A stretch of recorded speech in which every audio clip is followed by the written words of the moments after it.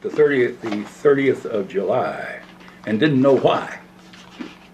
So the next thing that comes up on the bulletin board, we had a kind of a board there, was the atomic bomb had been dropped. Did you know anything what it was? Hadn't the foggiest idea. Of course, the rumors got around pretty quick about the devastation and so on. And then the next bomb was dropped. And then, of course, as you know, the war ended shortly thereafter. And here's where one of the most interesting parts of my life took place. The war ended on, was it, the armistice was signed, as I remember, on the Missouri on September the 3rd. Is that right?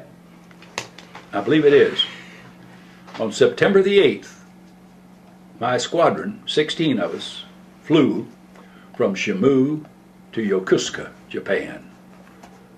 That's on Tokyo Bay, non-stop. That was a butt buster, 5 hours. And I can't describe to you my feelings when we got there. Of course, this was a week, less than a week after they signed the armistice. We didn't know what to expect. We were just told where this airfield was. It was an old, it had been a Japanese Navy base, naval air base. Given a map showing it where it was located, and off we went. And flew up there, and it was deserted. It was a short strip. That strip was only 20 some odd 100 feet long, but you know, by that wasn't any problem to land it and take off. It just didn't have a lot of room for error. And Chuck, place was deserted.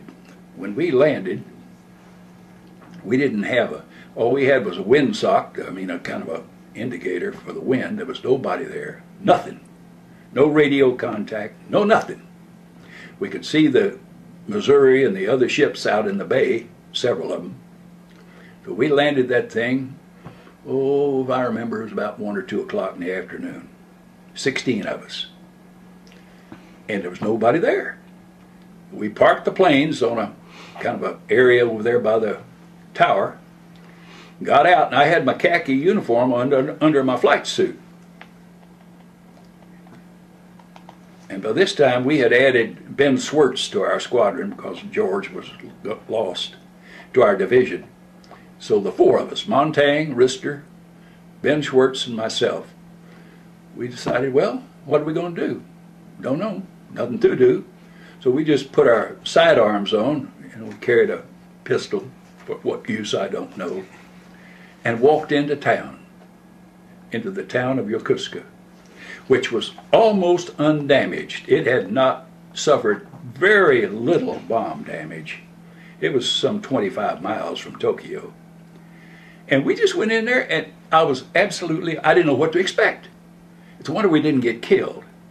But the people bow and smile and get out of your way, you know. And we just walked around, went into different shops, and I had some candy bars, Hershey bars, and one thing. And I tried to, I gave him this to one fellow shopkeeper. He gave me something, I forget what it was. It was worth a whole lot more than a candy bar. We had money. They had given us invasion money, and I bought a box for my mother, a pearl inlaid box. It didn't pay hardly anything for it. She kept it for God knows how many years. I don't know where it is now. Maybe my sister had it, but anyway, it was the most incredible afternoon of my life. And we just turned around finally and walked a mile or so back to the base and walked in. And the group had sent some people up there, you know, mess hall and all. And we went into their barracks, and there was bunks there, double-decker bunks, just like we were used to. Some dirty old mattresses, but it had to do. And so we just made ourselves at home. We stayed there from the 8th of September, and we flew occasionally. I made a flight on the 14th, 15th, 19th, 20th, 24th, 26th, and 29th, 2 to 2.5 hours, and we call them POW searches. And we were actually, if we'd have found a POW camp, we'd have never found a thing, but it gave us an excuse to fly over the country at about 100 feet high, just flat head.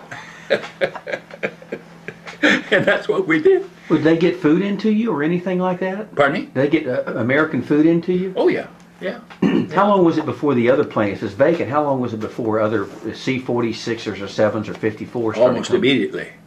They just overwhelmed it. The Navy they did a heck of a job. Was it bomb damaged? Chuck, I went to Tokyo. They got the electric train up and running, and I can't remember the date. It was sometime in October. And several of us got on the train and went to Tokyo. And I've never seen anything like that before or since. As we approached Tokyo, there were miles and miles and miles of nothing, except you'd see where the roads had been and some foundations, and not another thing. Completely burned to the ground. Nothing. Those fire raids just devastated that country. Downtown Tokyo itself didn't suffer much damage. The Imperial Hotel was undamaged. The Emperor's Palace was off limits, and it didn't suffer a lot of damage. But around there, nothing left. It was horrible. I don't know how many thousand people lost their life, but a bunch of them.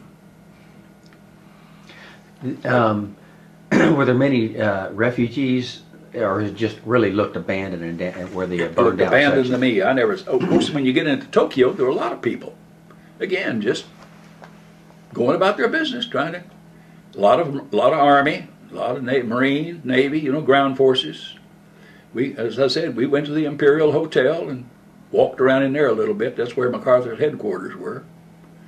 And we went up there once or twice, and then we got a couple of jeeps and went over to Kamakura, which is the ancient capital of Japan, just tourist style, looked around. It wasn't damaged either. They had not bombed it. And it was an interesting place, all kind of, what do they call them, Buddhist temples or whatever. Did the population, was there any feelings of animosity? None. How about with the Army, the returning Army from China and other? I never met any of those returning armed forces people. The only people I ever met were civilians, and they were just grateful to have it over. Just